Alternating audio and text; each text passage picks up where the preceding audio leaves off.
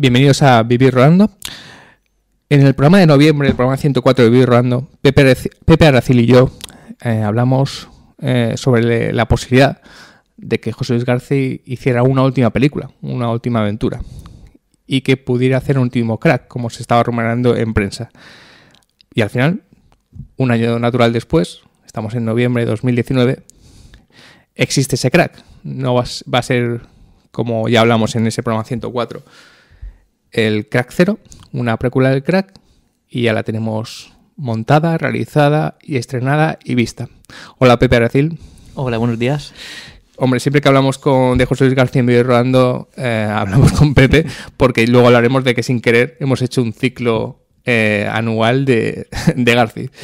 Pero bueno, fíjate, en noviembre, hace un año, justo hace 12 meses, hablamos sobre ojalá exista la posibilidad de ese Crack que se pueda rodar. Teníamos nuestras dudas y fíjate, en nada, eficiencia García 100%, lo tenemos estrenado y visto, y no solo estrenado y visto, sino que es una película que nos ha encantado, nos ha gustado muchísimo y nos parece un broche de oro fantástico a la filmografía de un director que nos gusta tanto como José Luis García, ¿no? Bueno, ¿qué te ha parecido el Crack 0 una vez vista? Pues como tú dices, o sea, me ha parecido maravillosa, y además yo creo que a ti te pasa lo mismo por lo que hemos comentado.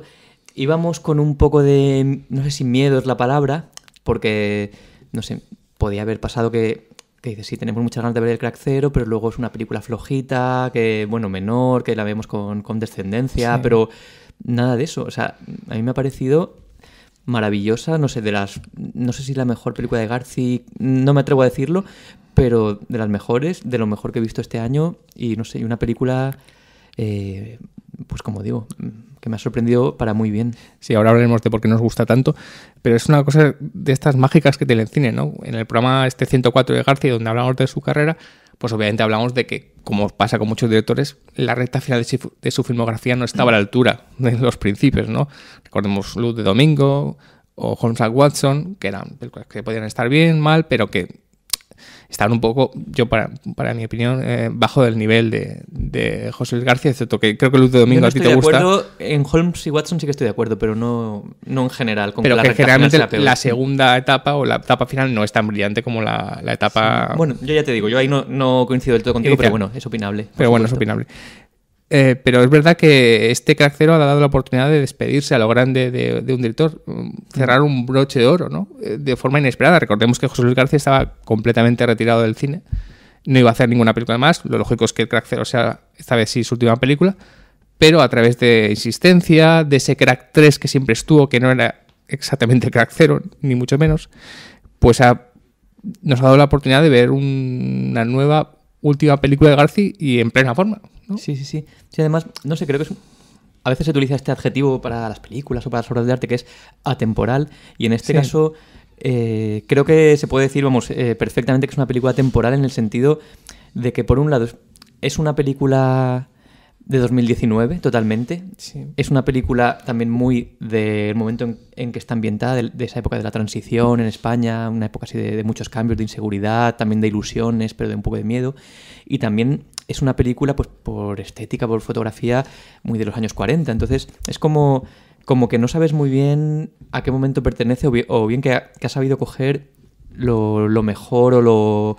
No sé, ha sabido como adaptarse a casi... Es casi una película que que desde los años 40 hasta hoy día tiene razón de ser, o tiene, no sé, se adapta muy bien, no sé si me explico. Vamos, sí. No Man es una película que ha tenido un éxito, digamos, aparte de que yo creo que aquí ya no ha ido mal para lo que es una película muy modesta. Nosotros dudábamos si incluso iba a llegar a algunas ciudades de provincia. Al final ha tenido una estreno de 58 copias, creo, que le ha permitido pues más o menos estar casi en toda España.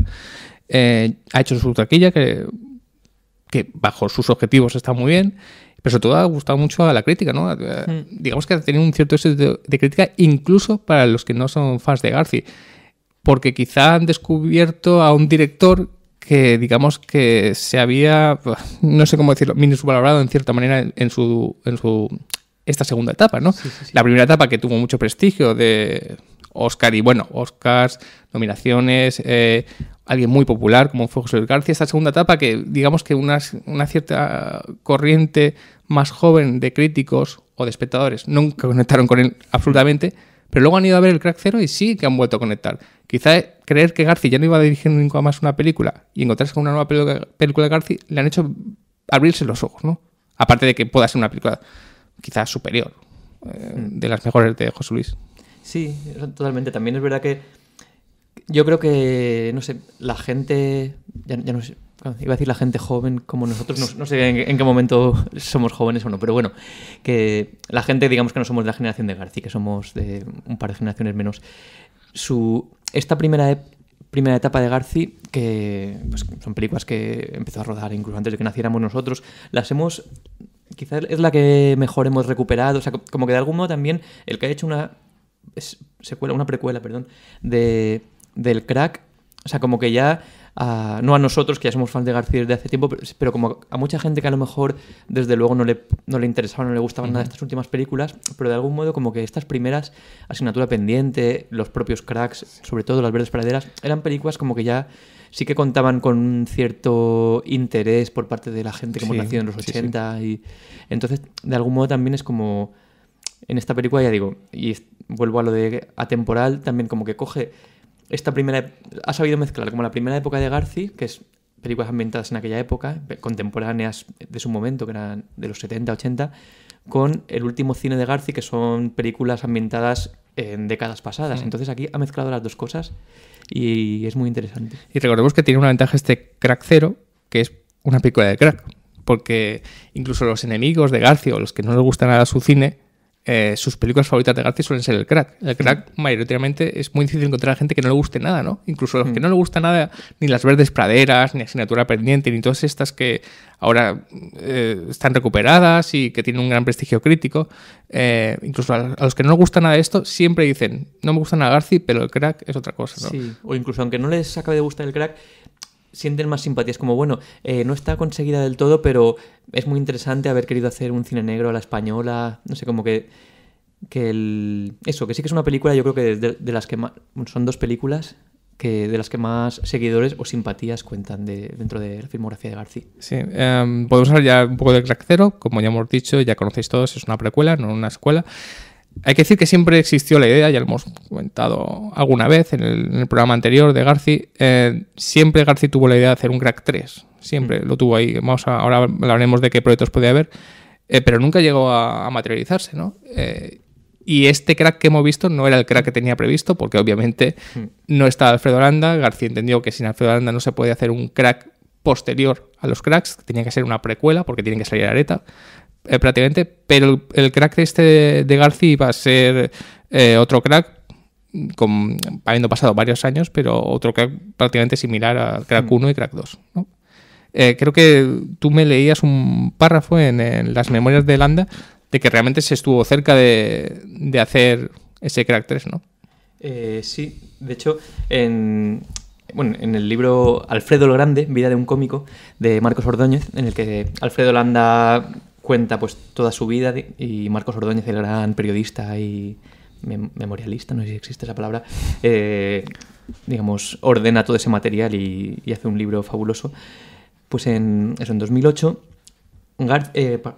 Alfredo Landa hablaba, a ver, si yo hago cálculos, si el Crack 2 es de 1983, y aquí Alfredo Landa habla de que 15 años después, es decir, supongo que por los años finales de los 90, Garci y Antonio Jiménez Rico pues, le plantearon un proyecto para hacer el Crack 3. En esa época pues todavía Alfredo Landa estaba relativamente en forma. Luego hablaremos de un siguiente proyecto ya con Alfredo Landa más enfermo. Y bueno, lo que dice Alfredo Landa, voy a leer, dice: estaba García en Dubái con Jiménez Rico. Yo no he estado nunca en Dubái, pero parece que allí hay una pasta gansa, que es como Marbella pero a lo bestia. Me llamó y me dijo que había surgido la posibilidad de una coproducción. La historia que se le ocurrió comenzaba lógicamente con Areta en Dubái. Se había largado de España y acabó allí como jefe de seguridad de un jeque árabe. Está Areta tan ricamente cuando recibe la llamada de un viejo amigo que ahora tiene un cargo en Interior. Pasa algo gordo, algo de espionaje o terrorismo, y Areta vuelve y se encuentra con un país que ha cambiado una barbaridad desde 1982. Ese es el asunto central. ¿Qué te parece, Alfredo? Pues me parece una idea de puta madre, le dije. No se hizo, como todos sabemos. Garci tiene un montón de ideas, pero las abandona demasiado pronto, etc. Y luego, después ya cuenta Alfredo Landa que se mosquearon, estuvieron unos años sin hablarse. Eso es para allá. Y eso por un lado. Hablo de, según cuenta Alfredo Landa, pues sería a finales de los 90. Posteriormente, en el año 2010, bueno, en un texto de Garci del año 2014, cuenta que estuvo a punto de hacer una tercera aventura en 2010. Pero en ese momento Alfredo se puso enfermo, barajaron la posibilidad de hacer con Alfredo enfermo en silla de ruedas, en la posibilidad Ironside, le llama Garci, pero bueno, pues finalmente que no, ya no pudo ser. Alfredo Landa estaba muy enfermo, murió y eso, y luego cuéntanos tú ahora la siguiente posibilidad, que es la que hablamos hace un año, ¿no? Con Víctor Clavijo. Sí, bueno, ya el Crack 3 muere, porque si Alfredo Landa no está, el Crack 3 muere. Pero sigue habiendo esa idea del crack, ¿no? Sobre todo porque le insisten mucho. Eso es lo que hemos dicho. El crack en el imaginario del aficionado al cine español es esa película mítica, incluso para los que no le gusta Garci, ¿no? Y siguen insistiendo que haya otro crack, hay otro crack. Bueno, ya sabemos que José Luis Garci se retira del cine, él está jubilado, además se retira feliz, te lo ha dicho. No le retiran, se retira él piensa que ya su tiempo se ha acabado, entonces ya no va a hacer más películas, pero sí que esa insistencia, y la única manera de hacer otro crack es el crack precuela, este crack cero que al final hemos visto. Entrevista a Javier Muñoz, el director de Sicarios, en su programa mítico ya Cowboys de Medianoche, le sigue insistiendo de que haya un crack cero y junto con él escribirán el guión del crack cero. ¿Cuál es la manera? Hacer una precuela que el protagonista sea, como ya dijimos en el programa 104, Víctor Clavijo. Entonces va a existir ese crack cero con Víctor Clavijo haciendo de Areta. Pues ya sabemos todos que Víctor Clavijo al final no ha sido Areta simplemente por compromisos teatrales. Él tenía un contrato firmado de muchos meses, había que parar ese teatro, él no iba a parar, con lo cual había que buscar otro Areta. Y él buscó, encontró a Carlos Santos, como ya sabemos todos, porque hay que recordar que Garci no hace castings, lo cual me parece muy interesante. Lo he explicado bastante en esta ronda de promoción del Crack Cero, de que no hace casting porque él cree que el casting, una vez se hace esa prueba, al final el actor, por nervios o porque tiene que dar lo mejor en 5 minutos o en 10 minutos, no es real lo que estás viendo.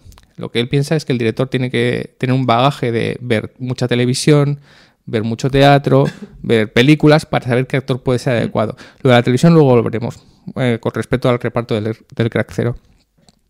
Y bueno, pues ahí tenemos este Crack Cero de precuela, escrito con Javier Muñoz, dirigido por Garci e interpretado por Carlos Santos.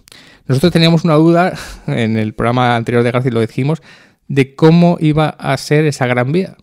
Si no existe ya la Gran Vía, literalmente no existe la Gran Vía, no es cuestión de que hayan pasado años y haya cambiado, sino que es la Gran Vía, al final, esa Gran Vía del crack había desaparecido completamente. Y bueno, él lo ha resuelto pues con imágenes de archivo, que tenía un montón de imágenes de archivo de la Gran Vía, pues lo ha resuelto pues poniendo esas imágenes de archivo y bueno, música de Jesús Luke, entonces ya estamos en el mundo del crack. Por cierto, música de Jesús Luke, que él siempre ha comentado que una cosa que se arrepiente es en la sobreexposición de la música en los cracks de Jesús Luke, aunque de cierta manera es algo muy reconocible. Cuando escuchas ese piano y esa imagen del Gran Vía ya sabes que estás en modo crack, ¿no?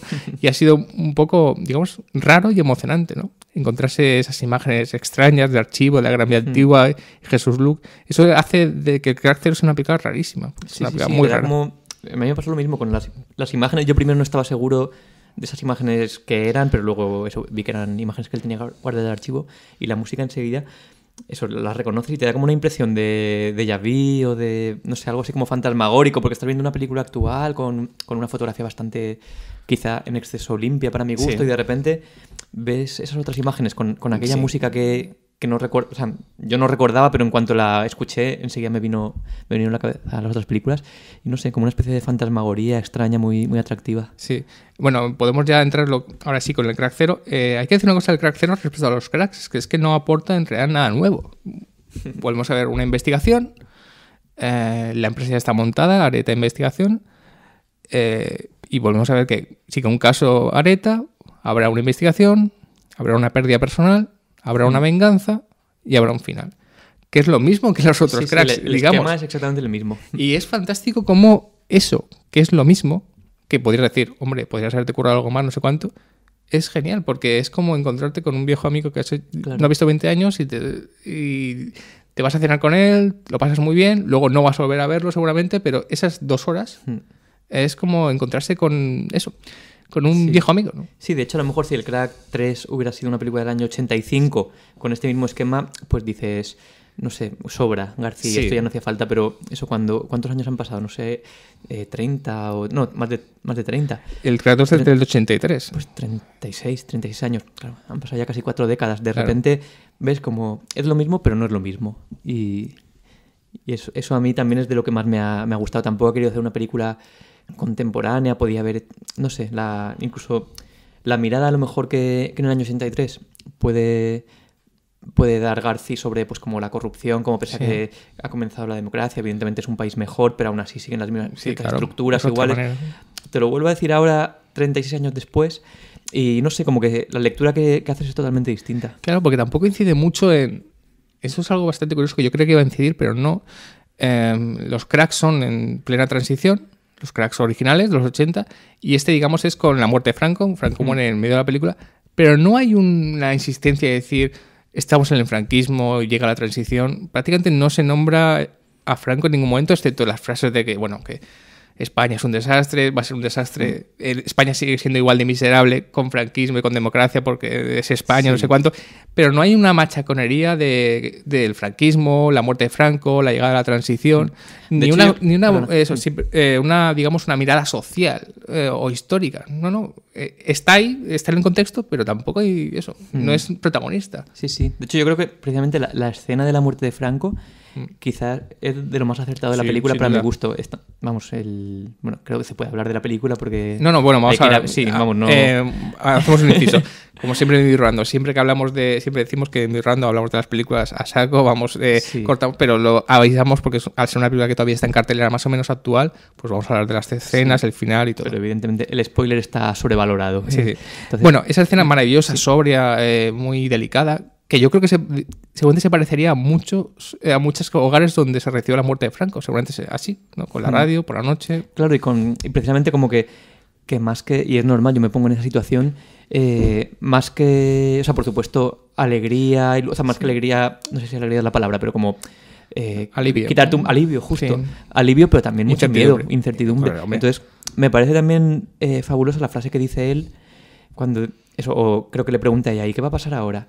Y él dice, pues ¿qué va a pasar? Pues a lo mejor nos echamos a la calle y nos volvemos a matar entre nosotros, o a lo mejor por una vez miramos todos hacia adelante. Y me gusta mucho como ese... Luego ya cada uno interpretará como qué pasó en aquella época, pero como que me parece muy, no sé, muy acertado esa manera de ver ese momento de, pues a lo mejor pasa esto o pasa lo otro. Seguramente pasó, bueno, evidentemente pasó más lo segundo, por suerte. Sí, pero recordad que la transición también fue violenta, hubo muertos, supuesto, no fue nada pacífica. Por supuesto, pero que me gusta como esa interpretación que hace de eso, o miramos adelante o hacemos lo que nos pasó hace 35 años, que ya vimos a dónde nos llegó. Sí, y es de las pocas referencias eso a lo que es el paso de franquismo a la transición, paso del franquismo a la democracia. No se nombran ni elecciones ni nada, luego hay alguna referencia de que el país sigue siendo igual, como he dicho antes, pero ya está, ¿no? Digamos que está en el ambiente y no pretende hacer una película ni mucho menos política, simplemente es porque Areta vive en ese mundo, ¿no? Está en ese mundo. Claro, no política, pero sí social, porque además Sí, el cine cine negro, social, claro, recordemos porque el que cine es el cine social por antonomasia. Claro, obviamente el cine social de cómo los ricos están por encima de los pobres, ¿no? En cuanto a trepicheos, en cuanto a que pueden ejercer la delincuencia sin que nadie les castigue, esto es puro cine negro. ¿Por qué es para mí el Crack Zero un ovni, un bicho raro en la cartelera? También es por su estructura. Digamos que el Crack Zero son escenas, secuencias. Sí que hay una continuidad, claro, obviamente. No, hermano, ya aviso que me parece la película más entretenida que yo he visto este año. No es de las mejores, pero sí la más entretenida. No, hermano, se me hizo cortísima. Pero hay una continuidad, pero son secuencias. En una secuencia, dos personajes hablan, se corta. Una secuencia, otros personajes hablan, se corta. Otra secuencia, no sé cuánto, hablan. Con esos maravillosos fundidos de diálogo. Están hablando los personajes y de repente se va apagando el diálogo y hay un fundido y pasamos a otra escena. Eso no se ve en ninguna película. Eso es una locura porque alguien pensaría que es muy extraño, la gente no lo va a entender. Sí, es un y poco esto es maravilloso. Nouvelle Vague, en esa estructura como de, no sé, de escenas sueltas que se van uniendo. Sí, entonces esas escenas sueltas al final tienen una continuidad interna un poco extraña que hace que siempre estés pegado a la pantalla a ver cuál es la siguiente secuencia, cuál es el siguiente diálogo. No, mano, sigue siendo un guión magnífico, de los mejores que ha escrito García, unos diálogos maravillosos. Luego hablaremos del reparto, que es algo de lo que hay que hablar. Pero hacen una película rarísima. No sé qué te pasó, cómo la viste, que son 2 horas de película, creo que son 122 minutos, y seguramente se te pasaron volando como a mí, ¿no? Sí, totalmente. Además fue... No sé, o sea, me gustó mucho la experiencia porque fuimos a verla mi familia entera, mis padres, mi hermano, mi novia y yo. Fue como, además nunca hemos ido los 5 al cine juntos, entonces fue una cosa como muy, muy especial. El cine estaba lleno, sí que es verdad que un perfil de público pues más bien mayor, no sé, y a todo el mundo se notaba a la salida del cine que todo el mundo estaba feliz con lo que había visto y no sé, y por ejemplo en nuestro caso, que es con las personas con las que hablé, que es con mi familia, a todos nos pasó eso, como que todos fuimos con ganas de ver la película, pero un poco pensando que, bueno, pues vamos a verla porque es Garci, porque es el crack, pero será flojita, como nos pasó con Holmes y Watson. Pero para nada, vamos, fue una cosa... Y yo, otra cosa, no sé si voy a saberlo explicar, porque es algo que me... Vamos a hacerlo entre los dos. ¿Sabes? Sí, no sé, que me fascina de la película en cuanto a colofón de la filmografía de Garci, que es... Garci comienza en el 76, 7, que es su primera película, creo que es del 77. Está durante unos 10 años rodando películas contemporáneas, que todas ambientadas en ese momento en el que están, digamos, grabadas. Pues ambientadas en el 77, en el 79, en el 80. De repente, a mitad de los 90, comienza a hacer películas de época, podemos llamarlas, ambientadas 100 años antes, 40 años antes. Y entonces, ahora de repente hace una película que es de época, porque está ambientada hace más de 40 años, hace 45 años, o en el 75, 76, no sé. Bueno, ¿cuándo murió Franco? No sé, 75. Eso es una película de época, porque está ambientada hace 5 décadas, pero es una película contemporánea de sus primeras películas. Sí. Entonces, es como una especie de cerrar el círculo, de volver al punto en el que empezó, pero desde el punto de vista que lleva 20 años o 25 años rodando películas, que es desde mirar al pasado. Entonces, no sé, de algún modo creo que es un cierre perfecto. Sí. No estaba pensando en lo mayor que me estoy haciendo, porque acabas de decir que es una película de época, una película en la época donde murió Franco. Y tienes toda la razón. Me estoy dando cuenta lo viejo que soy.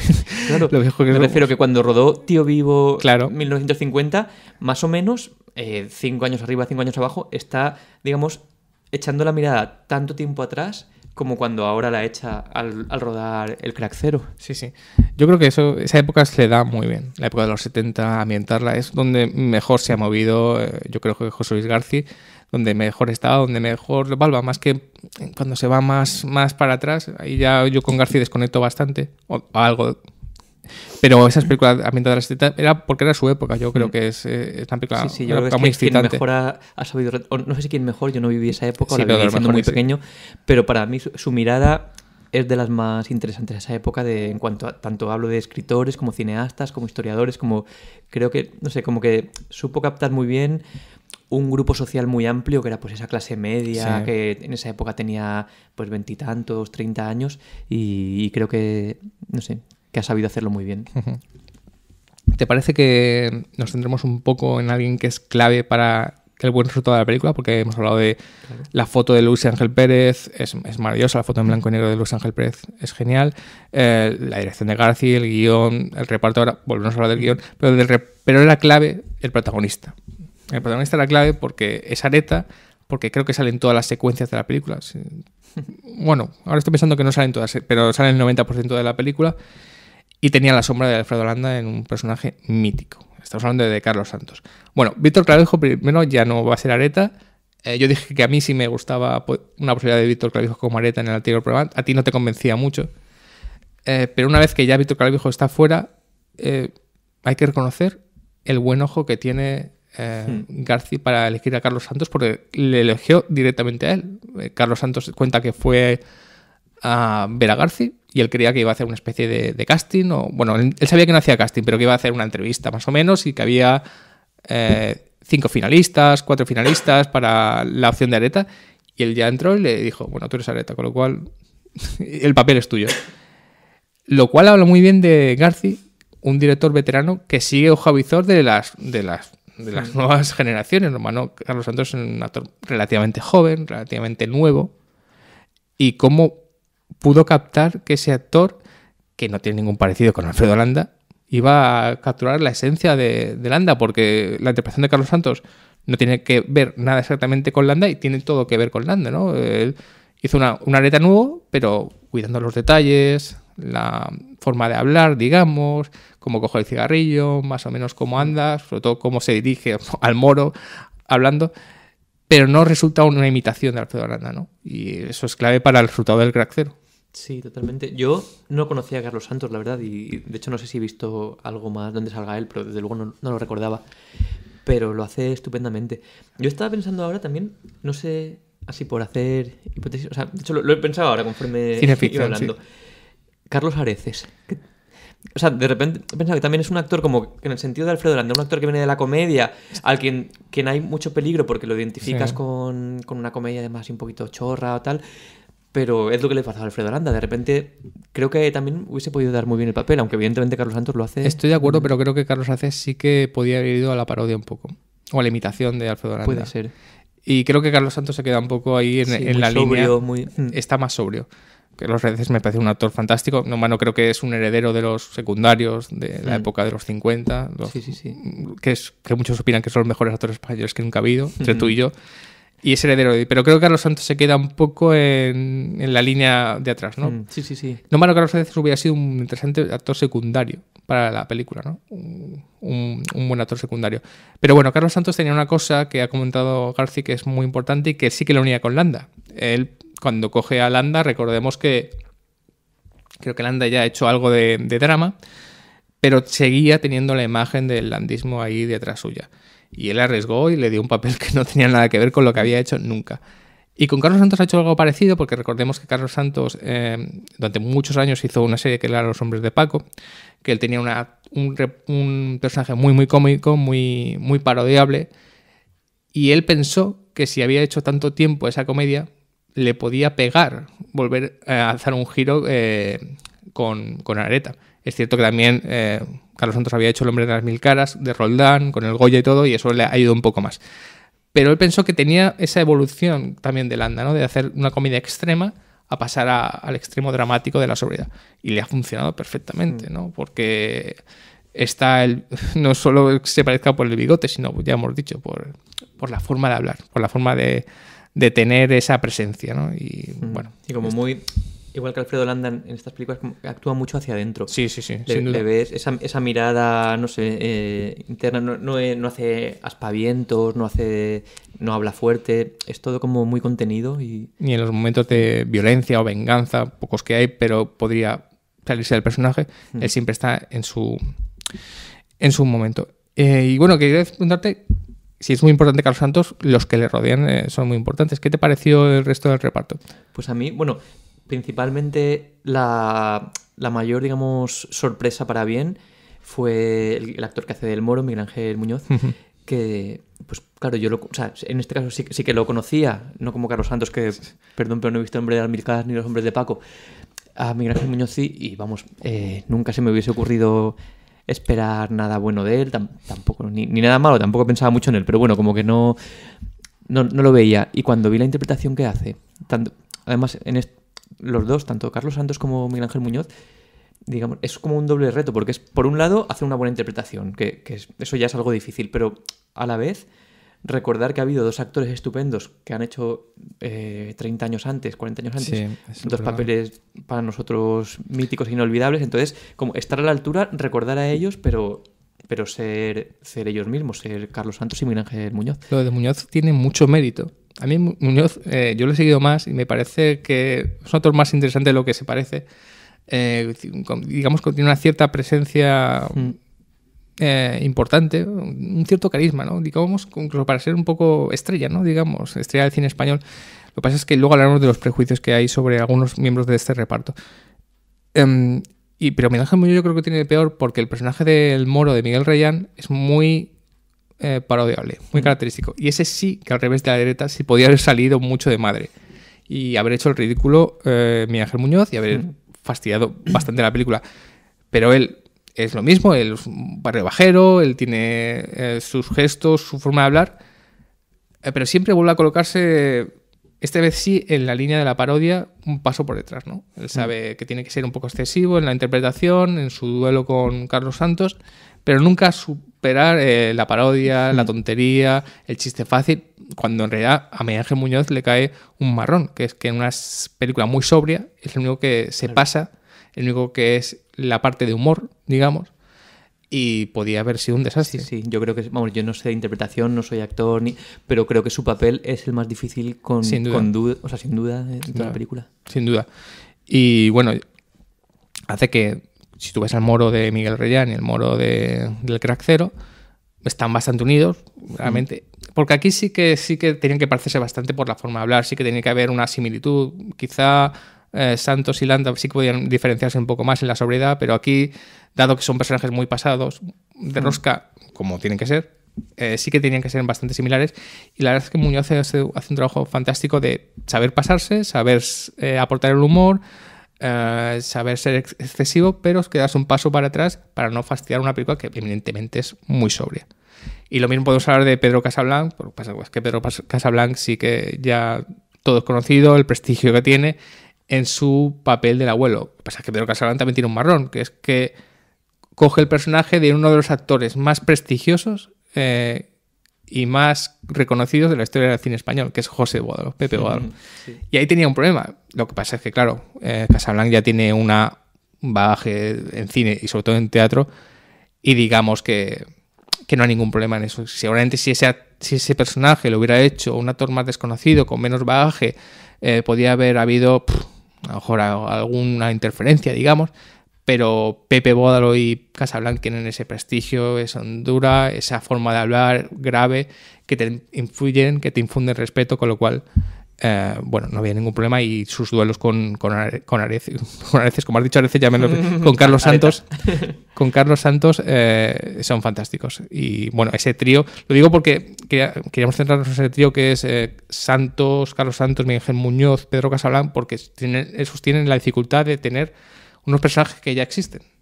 Entonces tenían que reflejarse en esos personajes, pero saber ser distintos, ¿no? Y tenían esa dificultad. Yo creo que los tres están maravillosos. De acuerdo. Tenían la responsabilidad de que podían cargarse la película si se pasaban, y están perfectos en su papel. Y el resto del reparto está también a la altura. Correcto. Cayetana en Cuervo, recordemos, pues antigua pareja de Garci, que es una persona que está un poco más bien, hace tiempo alejada un poco de la interpretación en cine, porque tiene su trabajo en versión española. Luisa Gabasa, Andoni Ferreño, Ramón Langa, Patricia Vico, Macarena Gómez, que es la única que ve un poco más pasada del reparto, digamos. Quizás es la que más se sale de esa sobriedad maravillosa que tiene la película, pero aún así tiene un papel y está muy bien. Pero quería centrar en el reparto porque es un reparto de prejuicios. Yo vi una crítica, una persona que era muy fan de Garci, que le gusta mucho la película, pero que decía, bueno, a pesar del reparto de Noche de Fiesta, está muy bien.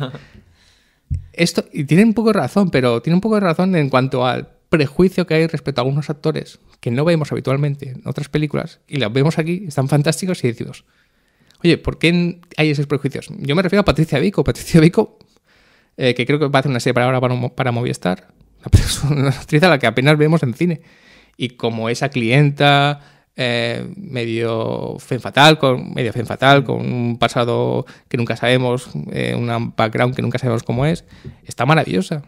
Pero es que Andoni Ferreño, que es Andoni Ferreño, todos sabemos quién es, su pasado televisivo, como ese empresario siniestro, el tipo da el tipo perfectamente. Y bueno, Ramón Langa. Y Ramón Langa. Terrible. Que es un terrible en el buen sentido, me refiero a su personaje, que es malísimo. Que recordemos que es otro actor que a raíz de su doblaje de Bruce Willis a veces solo lo ponemos ahí y es muy difícil verlo en otras películas. Quiero decir que Garci se nota que no tiene prejuicios, que ve mucho la tele, que sigue a los actores y que no le importa fichar actores que no están dentro del radar de todos los típicos. Yo quizá... A mí me chirrió un poquito, no sé el nombre del actor ahora mismo, tú lo sabrás, el que hace de rockero, de Johnny Olas, Raúl Mérida. No sé por qué. Se me hacía, eso además luego lo hablé con Conchi, mi novia, que igual no es así, pero nos parecía como fuera de época, como que no era un personaje... O sea, yo no recuerdo ninguna frase en concreto, pero sí recuerdo que en la película le escuché una o dos expresiones que me daban la impresión de que en el 75 no se decían. O sea, me parecía alguien casi más de ahora o de los 90 puesto en ese lugar, no sé, no lo sé, ya digo, porque yo no viví esa época. Pero sí que me chirrió un poquito más sus maneras, ciertas frases que decía, a mí sí incluso su aspecto, su cara, no sé, como que no le veía...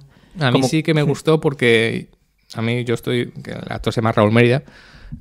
Sí que me gustó porque entiendo que tenía que ser un personaje un poco que se saliera del resto de personajes, que viviera fuera de época, porque hablamos de personajes muy, muy de su época, muy del Madrid, muy castizos, digamos, y este es un rockero que vive al margen de la ley, que le da igual, que hace sus orgías, sus ligues, que ya desde el primer momento digamos, saca la patita y ya sabemos quién pero es. No sé, había algo como que a lo mejor me lo veía más de 10 o 15 años después que del año 75. Yo creo que está un poco buscado eso por Garci, de que sea un personaje que sobresalga, porque acabará como tiene que acabar la película, con él, como ya hemos dicho, esto es spoiler, con él como el villano, digamos, el villano principal, el asesino.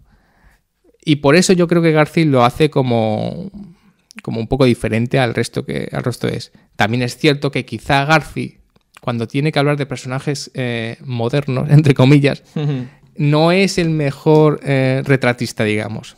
Él retrata muy bien, digamos, el lado castizo, como todos son otros personajes, los empresarios corruptos, los detectives, los que están en el boxeo, eso lo clava. Pero sí que es cierto que esto creo que le pasa un poco a esa generación, y pasa en todas las generaciones, que cuando queremos hablar de algo o describir algo que no es de nuestro mundo, recurrimos un poco al tópico, al exceso, y no sabemos muy bien identificarlo. Yo creo que eso pasa porque él tiene que hacer el personaje de un rockero, García tiene que escribir el personaje de un rockero, y él tiene que hacer el personaje de un rockero que no tiene nada que ver con el resto de personajes. Entonces, pues pasa un poco al tópico, seguramente alguna expresión se le ha escapado, y digamos que a lo mejor García ese personaje no lo entiende. Como al revés, como sí que entiende el de Miguel Muñoz, el de Santos, el del abuelo, el resto lo entiende muy bien. Pero el personaje de rockero, pues no lo entiende. Puede ser.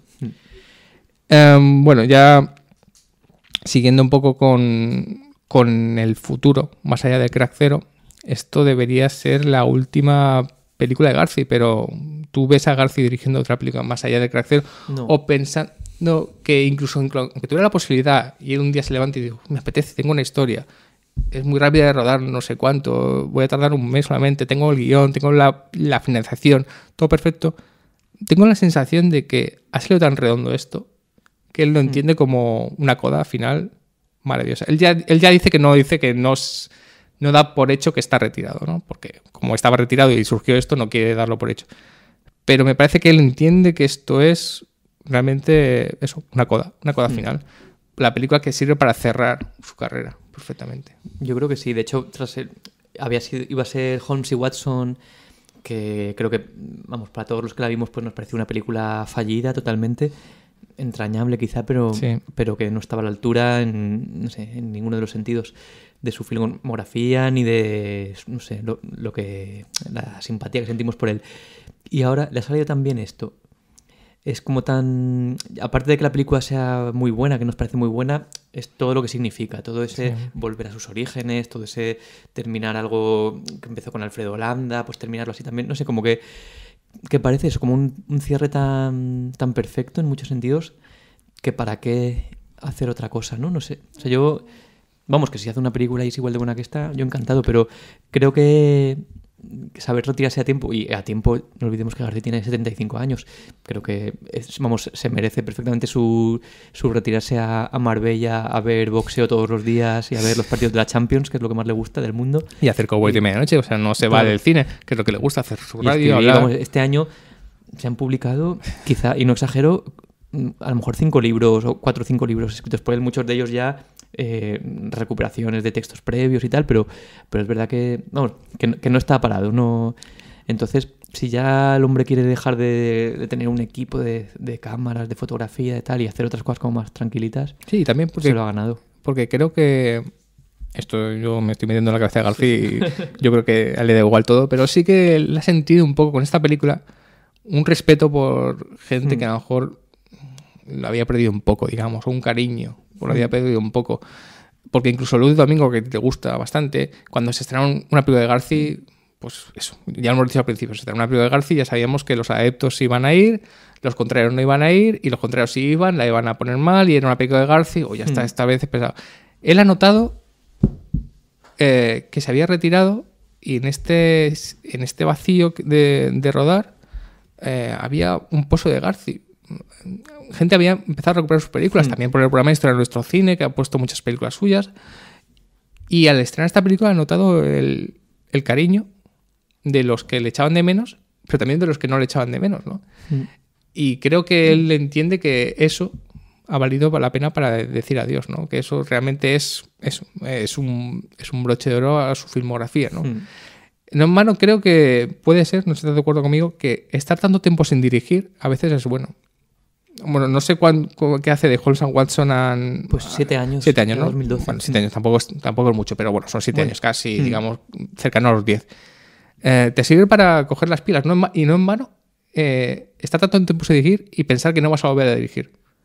Cuando te surge la oportunidad de nuevo, y además es un proyecto muy querido, como es un Crack, es como si la vida te diera una nueva oportunidad y le pillas con ilusiones renovadas. No en vano el Crack 0 me parece una película jovencísima. Es una película que destila ritmo, energía, positividad, cuando no es una película positiva, es cine negro oscuro, pero hay algo de alegría en ella, ¿no? Sí, yo creo que sí, se nota eso, como que, de hecho, el haberse retirado y haberle dicho 1000 veces que ya no iba a hacer más películas, si ha decidido hacer esta es porque quería, no digamos, sí, hombre, evidentemente me imagino que todas las películas las haces porque quieres, pero no es algo que, o sea, es un trabajo de muchísimo dinero, de muchos meses de trabajo, entonces, pero que se nota que no es por inercia o no es porque cada 4 o 5 años hay que hacer una película, sino porque de repente ha dicho, oye, no, no sé, que me han propuesto esto, me gusta el guión, hay unos actores, ¿por qué no? Sí. Vamos a ver cómo sale. Cuento con la ayuda yo creo que es muy importante la ayuda de su guionista Javier Muñoz, por esos diálogos marcados. Claro, y eso como que es una película que ha puesto de acuerdo, yo creo, a todo el mundo, entonces también, como decíamos antes, es perfecto para terminar su carrera de esta manera. Hay gente que le ha parecido lo de siempre, que es una película aburridísima, horrible, encorsetada, pero en general ha habido más aprecio por ella. Sí. Yo creo que Javier Ocaña en su crítica lo dice muy bien, que es una película que no es de este mundo, o Beatriz Martínez, que coinciden que no es una película de este mundo, es una especie de regalo inesperado que hemos tenido, ¿no? Tú vas a la cartelera y ves películas maravillosas, como Parásitos, películas fantásticas, ¿no? Películas comerciales, ahora veremos Terminator, ves de todo, pero luego encuentras esta cosa. No se parece en nada, ni para bien ni para mal, simplemente no se parece en nada. Puedes entrar y disfrutar de algo que no vas a ver y que no ibas a ver habitualmente, que es un regalo que te ha caído en el árbol de Navidad que no lo esperabas. Sí, también para los que hemos visto los Cracks en televisión, incluso en la pantalla de un ordenador, recuerdo que vi el Crack 2, pues de repente poder ver esto en pantalla grande es un regalo, como dices tú.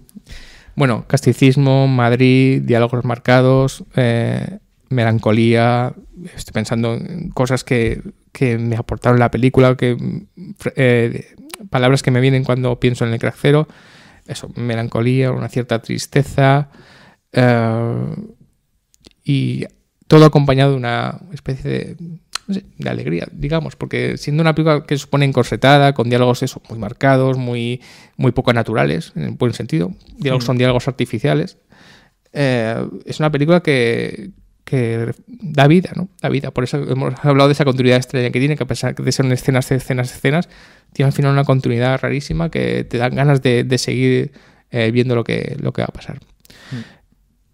Hace un año tú y yo dijimos de hacer un programa sobre José Luis García, que disfrutamos muchísimo, yo lo disfruté mucho y creo que tú también, también.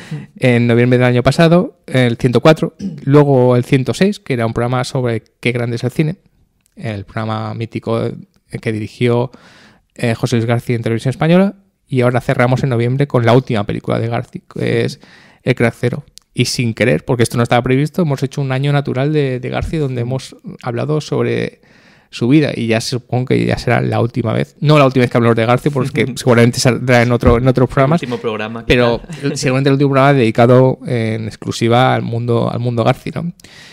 Con lo cual podemos ahora sí despedirnos de él, ¿no? ¿Cómo ya lo has nombrado algo, pero cómo va a quedar García dentro de la historia de nuestro cine? Como uno de los grandes cronistas, seguramente. Sí, no sé, dentro de 50 años ni siquiera si habrá historia de nuestro cine, a alguien le interesará, si habrá cine, pero desde luego yo creo que sí que es uno, ya no solo uno de los grandes cronistas de su época, como decimos, que creo que es evidente, de su época es, por supuesto, desde que nació hasta que muera, como todo el mundo, pero hablamos de esta época de la transición, sino yo creo que sí que puede ser uno de los, 8 o 10 cineastas más importantes creo yo, importantes, no digo mejores, sino más importantes de la historia del cine español. Sí, hablamos de eso, que no es en vano. Lo hablamos con El Crack, que aparte que sí que creemos que es una película buena, más allá de ser una película buena, es una película especial, ¿no? Y es lo importante, ¿no? Y García es un director, como hemos dicho, especial. ¿Y qué diríamos para recomendar El Crack Zero? Que seguramente en algunas ciudades habrá desaparecido, pero en ciudades grandes seguramente seguirá coleando. Esperemos que a lo mejor le vaya bien en los Goya, y porque confiamos en Carlos Santos, Miguel Ángel Muñoz, Pedro Casablanc, incluso una nominación al mejor director podría ser, o al mejor guión, a la mejor fotografía, y que a raíz de esa nominación se reestrene. Bueno, quien sea un poco remiso de decir, bueno, es que a mí García he visto el tráiler y es parece como una película muy pesada. Creo que el tráiler no ayudó mucho a la película. Creo que el tráiler me quitó un poco de ganas. Luego es muy diferente. Hay que avisar, porque ya ha pasado varias veces de que hay gente que el tráiler le ha parecido muy horrible, pero no se parece mucho a la película. La película es bastante distinta, Avisamos. Bueno, quien no vea el tráiler y quiera ver la película, ¿cómo animamos para que cierren la historia de García y puedan ver este Crack Zero y disfrutarla? Pues no sé, en realidad yo creo que tampoco, no hay que animar, o sea, si alguien no tiene ganas, pues no tiene por qué ir, seguramente. Sí, pero puede ser que alguien descubre algo que no, como ha pasado muchos, que descubren algo que no habían visto. Quizá eso, a lo mejor si van a descubrir algo muy distinto, algo muy distinto a lo que es el cine español. Evidentemente es algo muy diverso también, pero que es una película que no tiene mucho que ver con ninguna de las corrientes más o menos mayoritarias que puede haber en los últimos 10 años en el cine español. Entonces es como, no sé, un islote, así que habla de otra época, desde otro punto de vista. Algo también como hay que ir con, no sé, en el mejor sentido, con paciencia, en el sentido de que aunque es una película entretenidísima, sí que es verdad que a alguien puede estar a lo mejor esperando algo mucho más de diálogos, de acción, y no es una película para sentarse y disfrutarla como cuando te sientas, no sé, en el paseo de la playa a tomarte una cerveza y tener una conversación tranquila, y lo disfrutas y no estás bailando de madrugada. Simplemente estás ahí y estás muy a gusto. Sí, y esta película transmite eso, como serenidad, transmite, no sé, como limpieza de algún modo, no sé. Bueno, has hablado de la foto en blanco y negro muy, muy limpia, que es una foto maravillosa. Quizá es lo que te has dicho, que es demasiado limpia, pero bueno, yo creo que es un trabajo fantástico de Luis Ángel Pérez. Pero bueno, eso, decir un poco lo de Pepe ya para ir acabando y recomendar El Crack Zero. Una película, eso, en tiempos muy convulsos, te levantas y lo que ves son problemas o sobreinformación o mucho ruido. Esta película te ha limpiado el ruido completamente, ¿no? Son 2 horas de que no hay ruido. No, es verdad que es una película muy limpia en cuanto que recomendamos un cine donde el espectador no hable mucho, porque si pillas una película donde hay alguna pareja que se dedica a conversar en medio de la película, que siempre hay, es un fastidio, porque es una película muy limpia donde solo suenan los diálogos. La música de Gluck, obviamente, que sirve para decir, esto es el crack, estamos aquí, Gran Vía, Gluck, es el crack. Pero a partir de ahí, diálogos limpios, magnífico trabajo de sonido, por cierto, y escuchar, sentarte y simplemente ver lo que pasa y disfrutar, porque no hay pocas secuencias en el crack que no valgan la pena o sobren. Todas son o muy divertidas, o dramáticas, o melancólicas, pero todas son interesantes. Sí, además yo creo, y eso digo creo porque no lo puedo saber con certeza, que es una película muy disfrutable por los que amamos el Crack y el Crack 2, pero también por quien no conozca los antecedentes. Creo que es una película que se puede disfrutar perfectamente en sí misma, y eso también es difícil en las secuelas, o en las precuelas, o en las segundas partes, y creo, ya digo porque no lo sé, pero creo que lo consigue. Sí, si ves los Cracks, pues es muy interesante comparar a Reyán con Muñoz, o a Bódalo con Casablanca, como hemos dicho, o Areta con Landa, pero si no lo ves es una historia completamente nueva y la puedes seguir. Y ya lo último, que no creo que desgraciadamente es una palabra que no hemos dicho mucho, pero es clave. El Cracero es cine negro. Sí. Pero cine negro de verdad, no hablamos de neo-noir, no hablamos de thriller.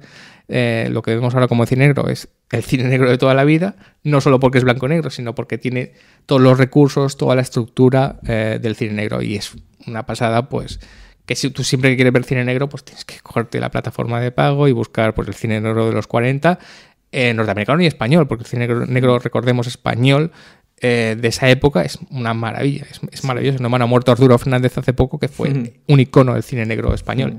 Películas de Julio Col. Y bueno, sí, de hecho, García también. La primera película creo que se la dedica a Dashiell Hammett, la segunda a Raymond Chandler. Cierto. Y esta tercera, que ya es como. No sé, uno puede evitar cierta sonrisa, porque es a James M. Cain, claro. El cartel siempre llamado 2 veces. Es como, digamos, más. No sé, más puro no se puede ser. No ha buscado un autor así un poco desconocido, sino como que a veces. Yo cuando vi lo de James M. Cain, eso.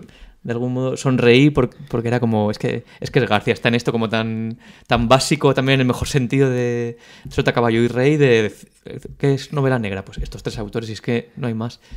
Y yo siempre cuando nos despedimos, luego nos seguimos aquí hablando un rato. Como debe ser, son despedidas largas, sí. Son ¿cómo es? Epílogos. Sí. Que digo que justo fue como un poco por casualidad, no sé.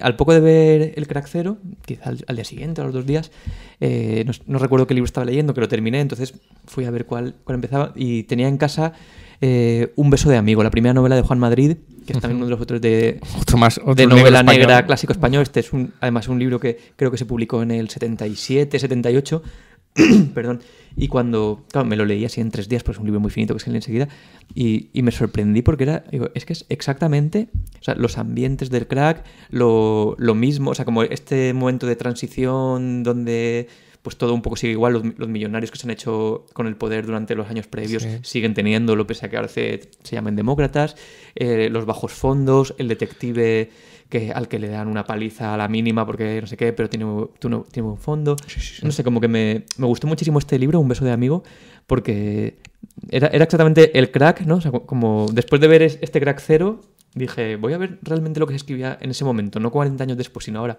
Y digo, vale, es que era lo mismo. O sea, García lo ha contado muy bien. El detective duro, detective duro, que se le ha visto todas, pero que es honrado. Que es lo que son estos detectives, siempre son honrados y honestos. Aunque eso los lleve, pues, a ponerse en peligro, ¿no? No Mano Areta es no lo he visto mucho, a lo mejor en el cine negro español, que va más por lo social, pero el personaje de Areta es un detective de estos clásicos, ¿no? De Dashiell Hammett, por ejemplo. Sí, además tiene esto de, tanto en las antiguas como en esta, y volvemos a destripar las películas. Por supuesto. O sea, de algún modo acaban bien. O sea, aunque el pobre matan a su novia, aunque matan al moro, matan a su amigo, matan a la hija de su otra novia en otra película, pero cuando él, digamos, de algún modo acaba bien porque luego él se venga y mata al culpable y te quedas con una sensación de te lo mereces, no sé, como rara, porque evidentemente no me gusta que... O sea, en la realidad no me gustaría que asesinaran a nadie, pero como es gente tan mala que se lo tiene tan merecido, y cuando ves a este hombre bueno que es eso, digamos, no es vengativo, sino justiciero, no sé. Eso.